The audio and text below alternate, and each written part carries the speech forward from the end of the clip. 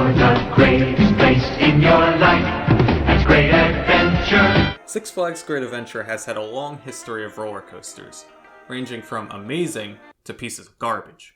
When the park opened in 1974, it only consisted of small portable coasters. The only exception to this was Runaway Mine Train, which continues to operate today. While this would be fine throughout the park's first few seasons, park goers wanted something even larger. Runaway Mine Train would not be able to satisfy those 1970s coaster enthusiasts much longer.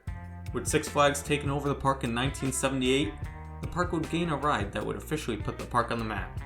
Lightning Loops, a variation of the Aerodynamics launch loop, was installed that year and proved to be a massive hit. It was one of the earliest launch coasters created, opening roughly a year after Demon at King's Island. What made the ride so iconic was the unique interlocking loops. Instead of building one launch loop, the park built two that would interact simultaneously. This made Lightning Loops different from the Loch Ness Monster and Orient Express, since the ride would always duel through the loops, as long as the park decided to run both sides that day.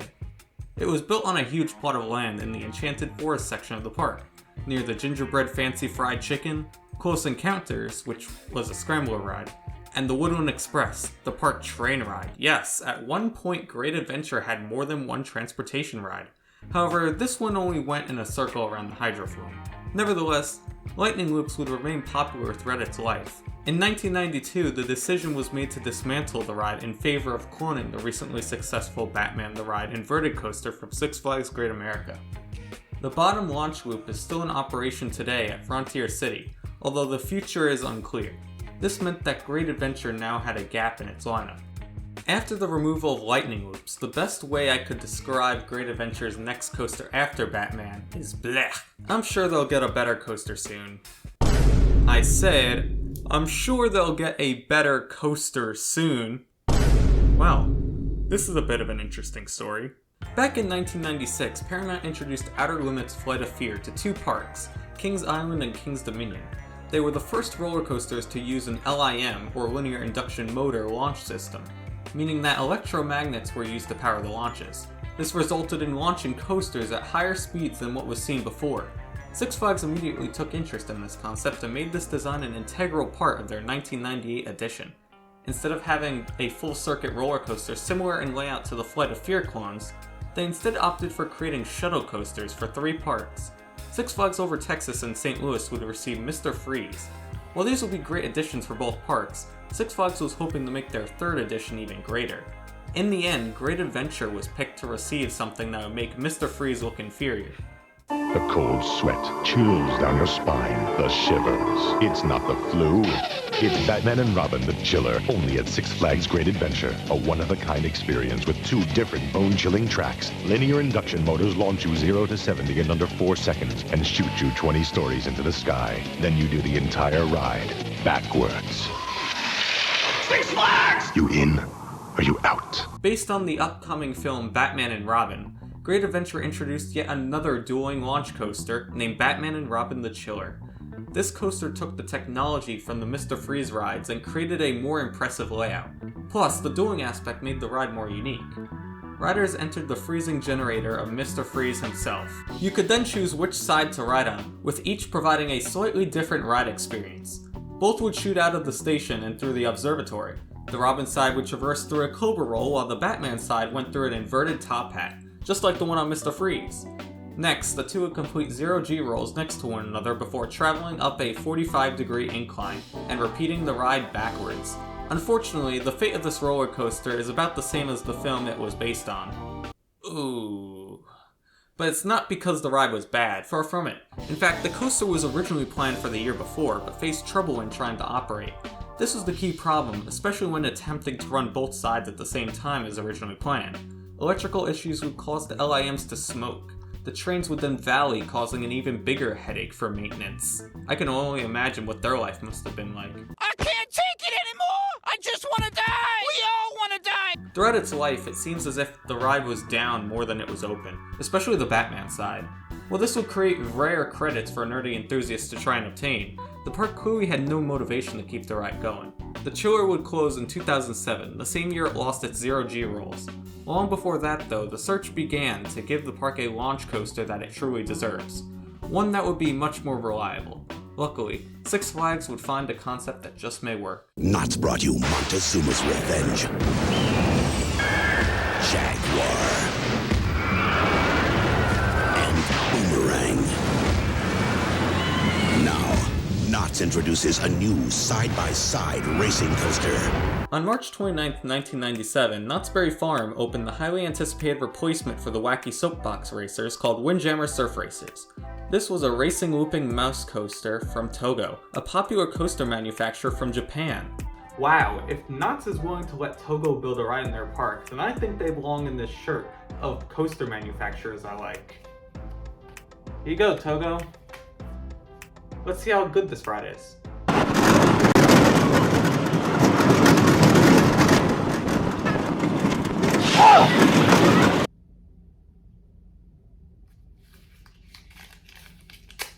Yeah, from terrible construction to high maintenance, it was not the coaster that Knott's deserved. In fact, it was the same manufacturer that designed Blech. With Cedar Fair purchasing Knott's about 9 months after the opening of Windjammer Surf Racers, the lifespan of the coaster was not going to be much longer. It would close in 2000, almost 3 years after opening. In 2002, Knott's Berry Farm unveiled their replacement for the highly controversial Windjammer Surf Racers. Accelerator proved to be a success for not only the park, but also the coaster industry. The only thing that could be negative was its length and color. This marked the introduction of the hydraulic launch system. I'll save you the boring lecture about how the launch system works, but think of it as the equivalent of the breakfast machine from Pee-wee's Big Adventure, and also seen on Family Guy. Ow! Ow! What was the point of all that? Many components were needed to ensure that the launch would work. When it did, it provided one of the best coaster launches that one could experience. Intamin had found a successful new coaster model. It wouldn't be that long until more parks wanted this type of ride. Luckily, Intamin was ready to go big. But not go to Six Flags, but instead back to Cedar Fair, where they would exceed all expectations. Introducing Top Thrill Dragster.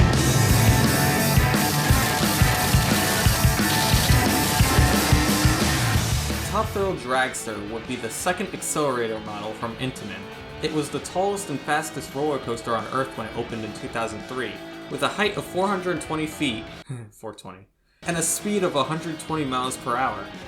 With those stats, the ride became the world's first Stratocoaster. Now, hold on. Why wasn't Superman the Escape considered a Stratocoaster? Well, there are two reasons. First, it is a shuttle coaster, meaning that it doesn't travel in a full circuit. Second, it does not travel up the entire structure. While it's true that the tower itself is 415 feet, the coaster will normally only reach about 330 feet, depending on the weight of the car. However, Top Thrill Dragster would surpass all those records, taking the height record from Steel Dragon 2000 and the speed record from Dodonpa. Top Thrill Dragster was an instant success when it opened on May 1st, 2003. The general public loved it, as long as they were able to ride. This is where some of the maintenance problems with this model started to occur. Well, at least they added bleachers. What a great idea! Now spectators have a designated spot to view the launch. I cannot wait to see other Stratocoasters with amazing observation areas.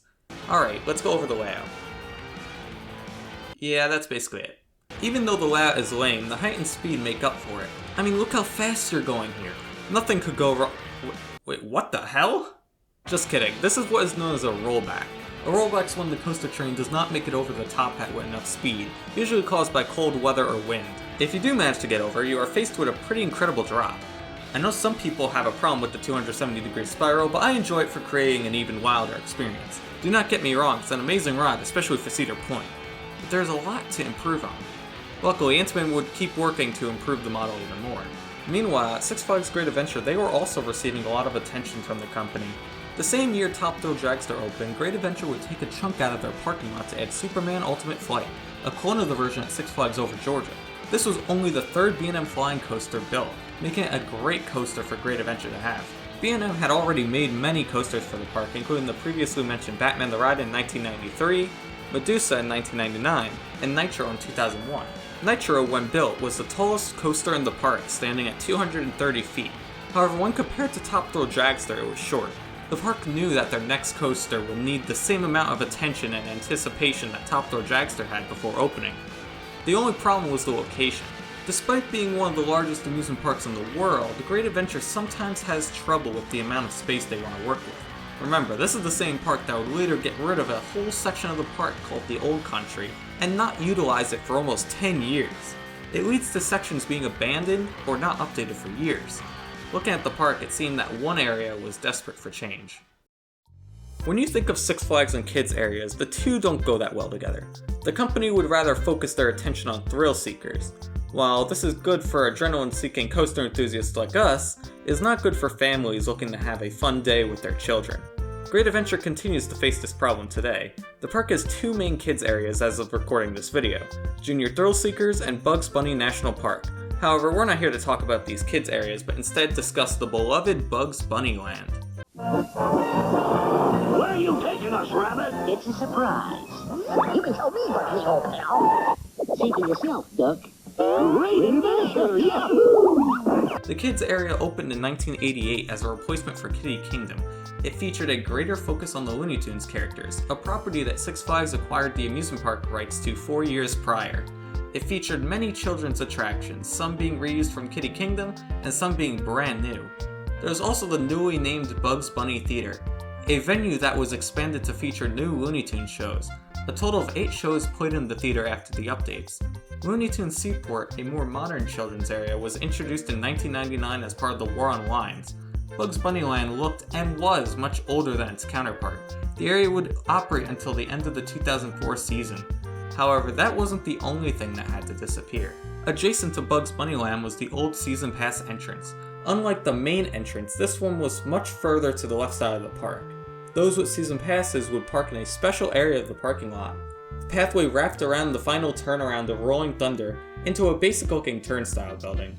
Once you went through, it would bring you to the southernmost part of Bugs Bunny Land, meaning that you could have access to those attractions, plus any others on the left side of the park much quicker. It was convenient because it allowed the crowds to disperse more evenly, and if there's anything Great Adventure knows about, it's about dealing with large crowds. Unfortunately, the entrance only ran seasonally during the summer months. With such minimal use, the Season Pass entrance closed on August 15th as originally planned. Now, the park had a huge plot of land with the removal of both Bugs Bunny Land and the Season Pass entrance. 2004 was also a crucial year for a large competitor of Great Adventure, as Storm Runner would open to the public at Hershey Park. This was the first accelerator on the East Coast and gave more people a chance to experience this type of ride. It was also the first accelerator to use a dual loading station, meaning that you could board on either side. This was needed as Storm Runner only had block zones in the station itself. And remember, a block zone is a section of ride. This may seem unimportant, but remember this fact when we discuss Kingda Ka. The ride does have its fair share of flaws. First, the stats, if you care about them, were the smallest of any accelerator. It only reached a height of 180 feet and a max speed of 75 miles per hour, making it slightly shorter and slower than accelerator at knots. The ride was also incredibly quick, only lasting about 30 seconds from when the coaster first launches to the end of the brake run. But that's kind of been a theme with all the accelerated models. Another thing to point out is that this was the first accelerator coaster to utilize the Intamin over-the-shoulder restraints. Part of the reason people love Accelerator at Knott's and Top Thrill Dragster at Cedar Point is how free it makes the riders feel. This problem was more apparent prior to 2016 when it had the hard plastic restraints, but it can still be annoying, especially when maneuvering through the elements. Nevertheless, I can go on and on about this ride, but for the sake of time, look how long this video is already. Just know that the coaster is an important step forward in involving the accelerator coaster model. Rumors began to appear at the beginning of the 2004 season prior to the closure of Bugs Bunny Land. Some of the earliest rumors indicated another B&M coaster being added to the lineup. At first it was believed a clone of Riddler's Revenge would make its way to the park, because a stand-up would be a very popular addition. Why the large emphasis on B&M? Well, Great Adventure already had 4 coasters from that, showing the loyalty the park had with B&M. Premier Rides was also a manufacturer rumored to be attached to the project. While most of their projects in the Six Flags chain have been successful, the aforementioned Batman and Robin the Chiller proved to be a massive headache for the park. However, there was another concept floating around online, a rocket coaster from Intamin. In August, it was finally revealed to be an Intamin ride, as tracks and supports finally began showing up on site. The question is, how different would the ride be from other rocket coaster counterparts? That question would be answered on September 29th, 2004.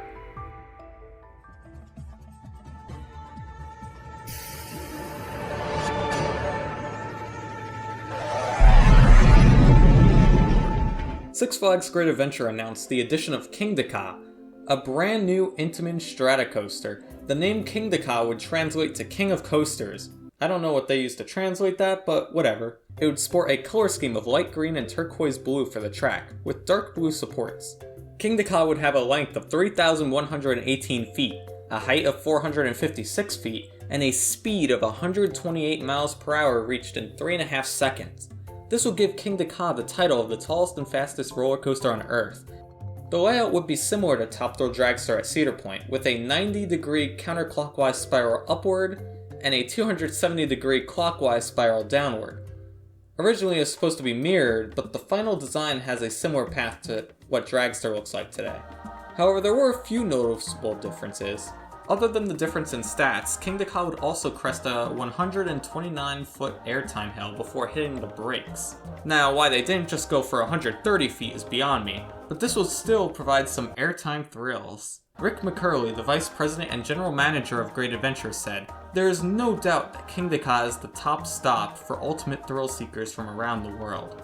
But Kingda Ka wasn't alone, as it would be the headlining attraction in a brand new area for the park. The Golden Kingdom would be a brand new 11-acre land next door to Rolling Thunder. The area would be themed to a mythical jungle featuring a large amount of greenery and exotic buildings. The Golden Kingdom offers something for everyone, from the littlest guests to ultimate thrill seekers. This exotic kingdom is a one-of-a-kind experience that guests have come to expect from Six Flags Great Adventure. The Golden Kingdom would also have Balin's Jungleland and Temple of the Tiger. Balin's Jungleland, also named after one of the park's tigers, was to be the park's newest children's area, featuring play structures and rides. It was the elaborate replacement for Bugs Bunny Land. Temple of the Tiger, on the other hand, would be a 33,000 square foot Bengal tiger exhibit. This exhibit would also feature a 1,000-seat amphitheater. Balin's Jungleland and Temple of the Tiger were experiences to balance out the extreme nature of Kingda Ka. This was an ambitious move from Six Flags Great Adventure, but according to McCurley, it's our first step in transforming the world's largest regional theme park into a true family destination. After the announcement was made, the park began advertising the new ride and land all throughout. They even let the 2005 season pass holders sign a piece of track that was to be installed on the ride. While the announcement was made in late September, vertical construction wouldn't begin until mid-October due to focusing construction on the installation of the footers. The base section of the tower was the first to be put in place. The goal was to get the main tower done as early as possible in preparation for the winter months. By the beginning of December, the tower and the airtime hill were halfway complete, and construction was just about to begin on the brake run. The ride was going up quickly, so quick in fact, that the airtime hill was completed before the new year started. Focus was now specifically on the completion of the main tower. In January, Kingda Ka was finally topped off with a crane that was over 500 feet tall. Did you know that? With the ride being 456 feet, the park had to get approval from the FAA in order to build. Now you know! While the park at this point was closed, the ride construction could be seen for miles. Even though the ride was now topped off, a lot of work still needed to be done in order for it to open. Because of this, Great Adventure announced that while the Golden Kingdom would be ready for opening day, Kingda Ka would open around May, which is still pretty good compared to when Six Flags decides to open rides nowadays. This was due to numerous factors. First was the weather. Any rain, high winds, fog, and snow would put construction at a standstill, and thus spending more money. Mother Nature was not kind during Kingda Ka's construction. The park also said that the coaster needed more time to complete testing. The next area to focus on was the hydraulic launch. Just like the other hydraulic coasters from Intamin, the hydraulic system was to be placed at the end of the launch track.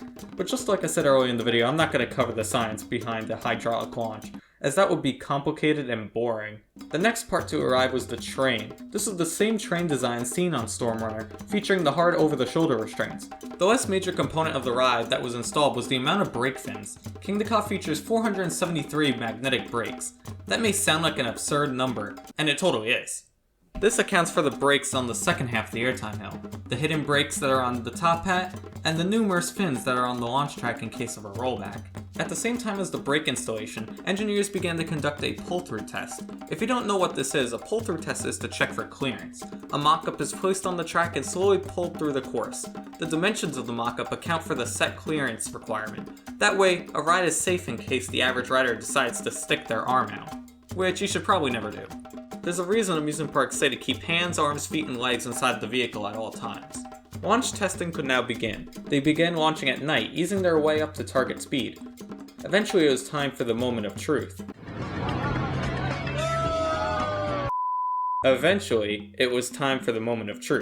At last, Kingda Ka completed its first test.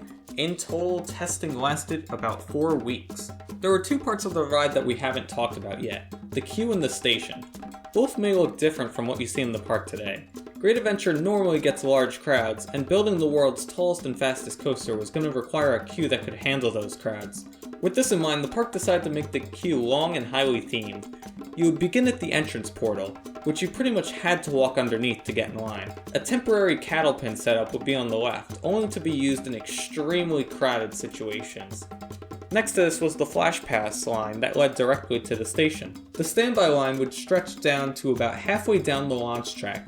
Next, you'd walk underneath the launch track with a themed archway into the middle of the ride area.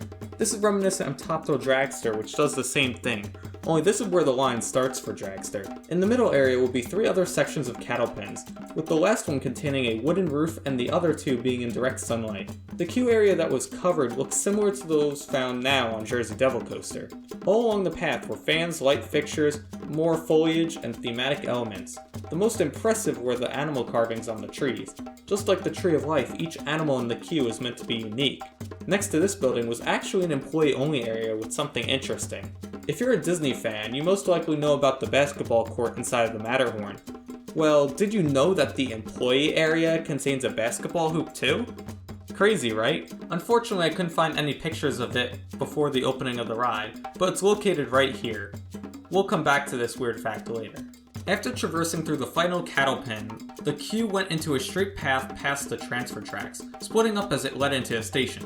Just like Stormrunner, Kingda Ka possessed a dual loading station, but this time designed to hold 4 trains instead of 2. If you stayed to the right, you got great views of the coaster hitting the brakes. If you stayed to the left, you had to take the stairs over the track to the opposite side, giving riders one of the best views of the launch. Another feature was the observation area. As we know, Top Thrill Dragster has bleachers that allow people to sit and watch the launch. Still one of the smartest ideas Cedar Point has ever come up with. For Kingda Ka, it's a little trickier since the ride is surrounded by trees and located at a dead end. The observation area was built to provide the best view possible of the launch, allowing for non-riders to see the coaster launch to its record-breaking speed. While Kingda Ka is definitely the star of the show, we cannot forget about Balin's Jungleland. I discussed Temple of the Tiger, but let's look into the other attractions that make up this area. First, let's start off with the things that return from Bugs Bunny Land. First is Monkey Around, a set of kiddie swings manufactured by Sartori. They have existed at the park since 1979. In Bugs Bunny Land, it was known as the Tasmanian Devil Tornado. When it became Monkey Around, the whole look of the ride changed, including the addition of monkeys wearing fezzes. Weird choice, but one that would make Grunkle Stan very proud. What is that, a woodpecker? Next was Raha's Rickshaws. This was added to the park in 1982 as the Kiddie Scrambler. For Balin's Jungleland, the ride was rethemed to Raha's Rickshaws with new cars that fit its namesake. Another ride that returned was the Bugaboo. This was one of the oldest rides to exist at the park, opening all the way back in 1976 as Ladybug.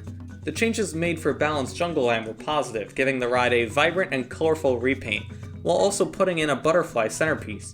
Finally was the Jungleland Express. This was added in 1988 as the Bugs Bunny Western Railroad. For the new area, it was rethemed, featuring a new color and new layout, designed to wrap around one of the play areas we'll cover very soon. The only ride that was added to Balin's Jungleland not from Bugs Bunny Land was Royal Elephants. This ride actually came from The Great Escape and was a basic Dumbo-style knockoff ride. The only main change was giving elephants thematic hats.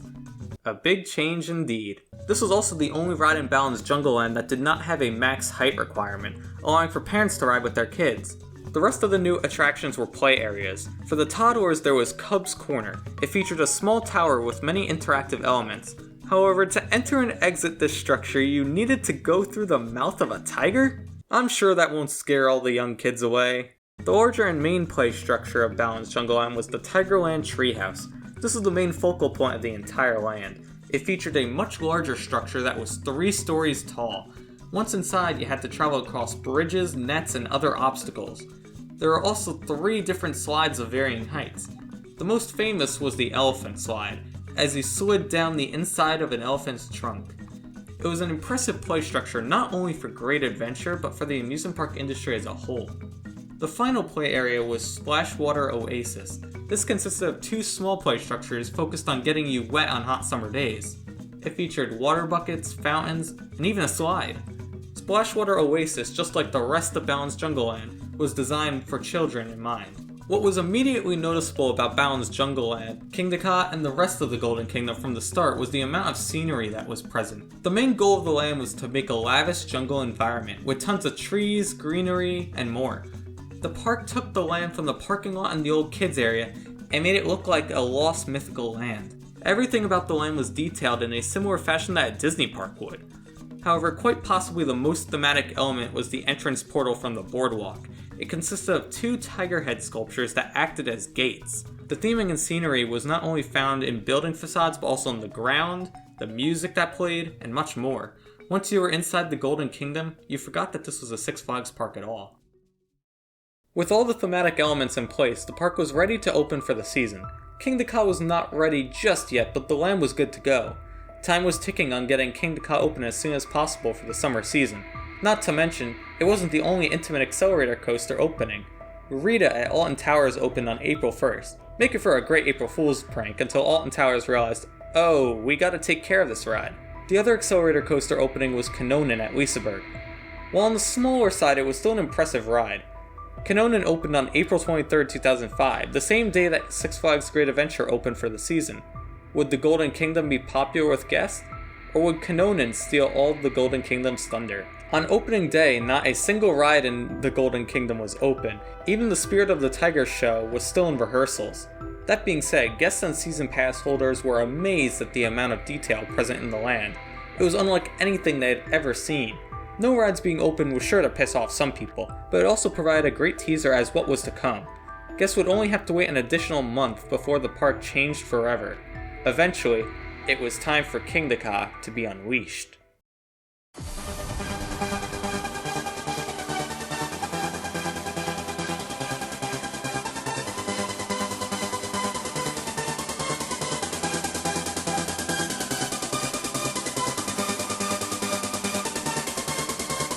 May 19th, 2005 marked the media day for Kingda Ka, and just 2 days later the world's tallest and fastest roller coaster was open to the public. Balin's Jungleland opened too, but everyone's attention was focused on the Intimate Stratocoaster. It officially took the titles away from Top Thrill Dragster, and I think it's safe to say that people liked the ride. It provided an experience unlike any other, as long as you haven't been to Cedar Point. The only thing I do find interesting from when the ride opened is the launch horn. If you've been to Great Adventure a lot, you may have heard loud horns go off if a ride opens for the day or comes back from being in maintenance.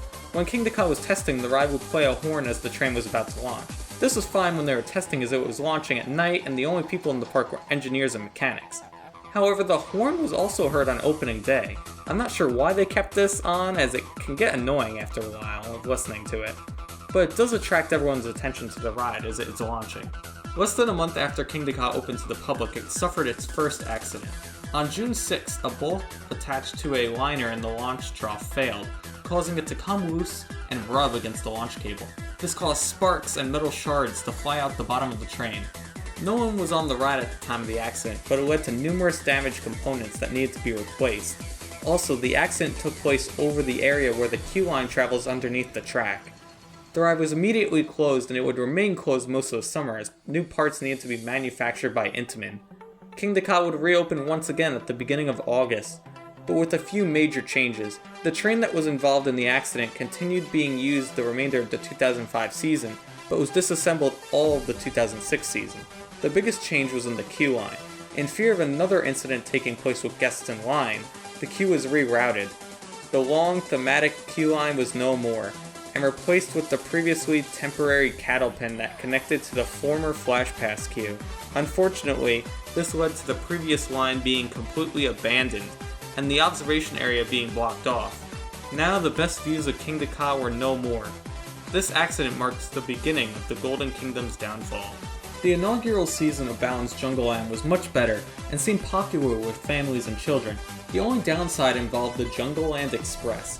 The Tigerland treehouse needed a second exit on the second tower to act as an emergency exit. I don't know why they didn't think of this in the design, but whatever. The only way to have an exit was to cross over the Jungleland Express tracks. Since the Tigerland treehouse was a main priority of Balin's Jungleland, the Jungleland Express remained standing but not operating the entire 2005 season. It would not officially open until the 2006 season. The Golden Kingdom was meant as the first step in turning Six Flags Great Adventure into a resort destination.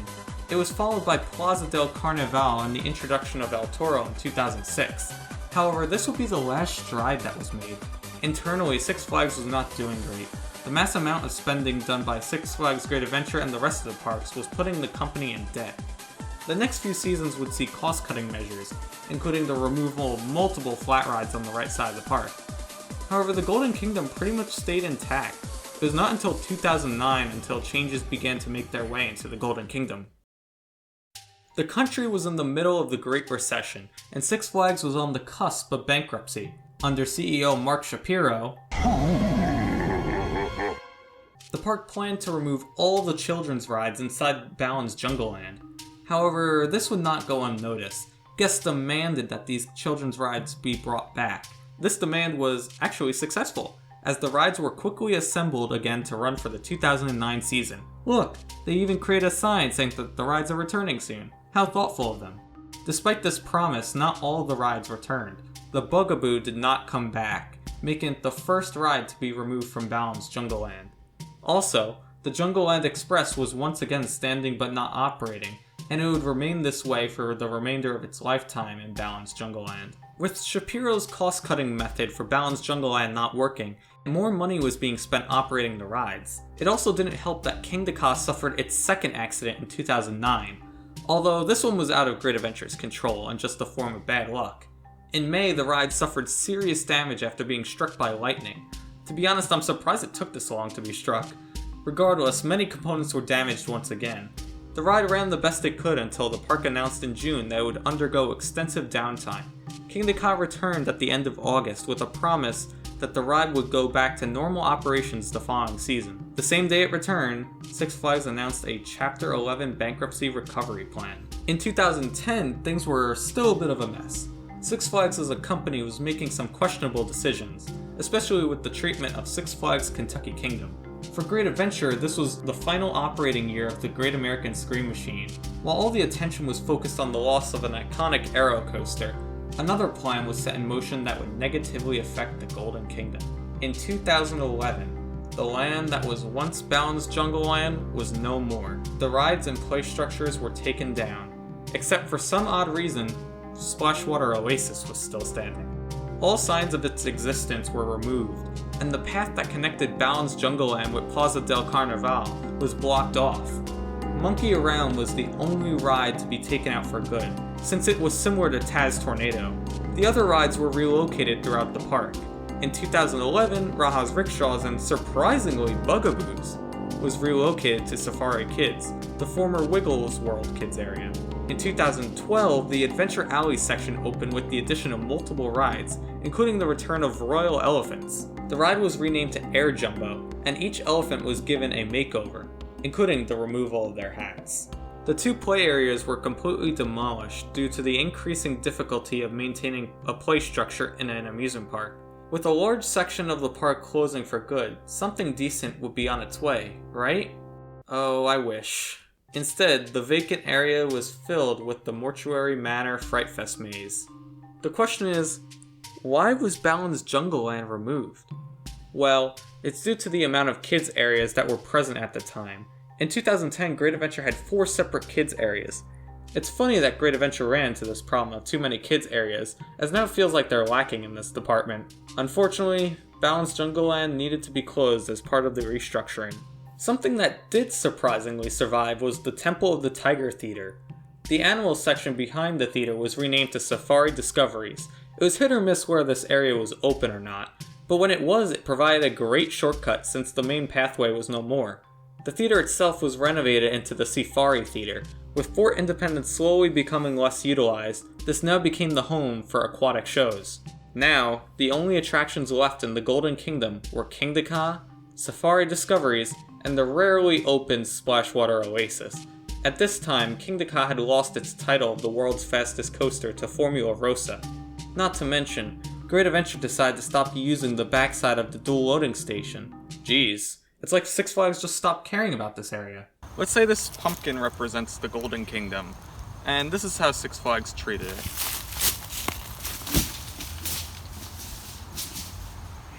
See what I'm saying? That being said, Kingda Ka was still arguably the most famous coaster in the entire park. Kingda Ka continued to have occasional problems. After all, the ride is a technical nightmare. There were even 2 more incidents that happened roughly a year apart. On August 27th of 2011, Kingda Ka suffered some minor damage right before Hurricane Irene. This, along with the hurricane damage, closed the ride for the remainder of the season. The other incident in 2012 is more interesting, and I'll let the video describe it. Well, the boy was way up there on the Kingda Ka roller coaster when suddenly he saw gray and white, then got a smack that sent feathers flying. When it hit me, I'm just like, what the? Like, did someone throw like a ball or something? The trip Shane Mattis took on this roller coaster was undoubtedly... And I was like, oh my god, a wild ride. And when I started spitting out feathers, I'm just like, that was a bird. This incident reminds me of what happened to Fabio on the inaugural ride of Apollo's Chariot.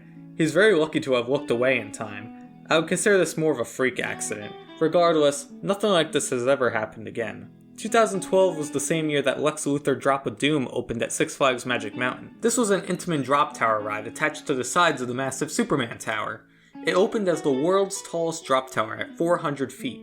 The ride proved to be a big success for the park, especially when the ride ran simultaneously with Superman Escape from Krypton. This created a terrifying swaying motion as he dropped. During the construction of Lex Luthor, rumors were spreading about a similar ride coming to Six Flags Great Adventure. In the yearly Six Flags announcement video, God I miss these, the rumor was confirmed. The new drop ride, called Zumanjaro Drop of Doom, would consist of 3 drop gondolas attached to the main Kingda Ka structure. Riders would experience a 415-foot drop, breaking the world record that Lex Luthor was holding at the time. To get to the drop towers, riders would have to walk down a very long and stretched out queue line, reminiscent of the former queue that Kingda Ka had. This queue partially took the land of Rolling Thunder, may it rest in peace. The entrance portal was located to the right of Kingda Ka's, leading to the removal of many trees. On the bright side, it gives you one of the best angles of El Toro, so I can't complain. The ride would open in the summer of 2014 with positive reviews. Today, it remains as one of my favorite rides in the entire park. When it opened, there was one big problem. The park originally wanted Kingda Ka and Zumanjaro to run independently of one another, allowing for a possible dueling ride. However, the state of New Jersey did not allow them to do this. Instead, the rides would have to alternate. Most commonly, 2 Kingda Ka trains would be dispatched while Zumanjaro was loading. Once Zumanjaro was ready, the Kingda Ka train would have to wait until their ride was over. This was the case until just a few years ago, when Six Flags finally made the fix in order to let them both operate. What is this modification? Extending the shield. That's it? We spent 7 years with these stupid operations, and the problem was that quick to solve?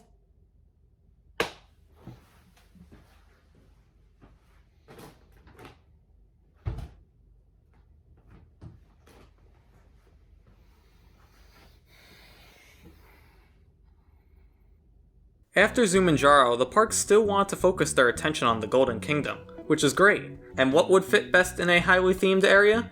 A carnival ride, of course, or what Six Flags calls a new roller coaster. Great Adventure would announce their new for 2015 ride called Whooping Dragon, which was a Larson Super Loop. It was to be placed in the Golden Kingdom next to Zumanjaro entrance and right up against the farthest turn of El Toro. For some reason, these plans were short-lived, and the ride was relocated to Plaza del Carnaval in the former spot of Rolling Thunder Station. Whooping Dragon was no more, and the ride was renamed El Diablo. This is a shame because it would have added another attraction to the Golden Kingdom. El Diablo opened on May 14, 2015, with the expected outcome you'd expect from opening a Super Loop. However, for some reason, the ride would only exist for 4 years, which makes me question why the ride was even added in the first place. Today, both spots are still open for a future edition. With no looping dragon, Zumanjaro is the biggest change seen to the Golden Kingdom since it was introduced in 2005. The only major addition that has been seen to the area since is the pathway connecting the Golden Kingdom to Plaza del Carnaval. Today, the Golden Kingdom is still an impressive feat for Six Flags. The scenery of the land for the most part has remained unchanged, still possessing some cool architecture and theming. I do miss things like Balin's Jungleland and the original Kingda Ka queue line, but additions such as Zumanjaro have made the area even better. If you look hard enough in the land, you can still find old artifacts all over. Let's take a look. Right here is kind of where a part of the Balin's Jungleland used to be. Now they call it Wild Walkway. They have alligators, they have a lion over there, many cool things. But to think that this used to have rides.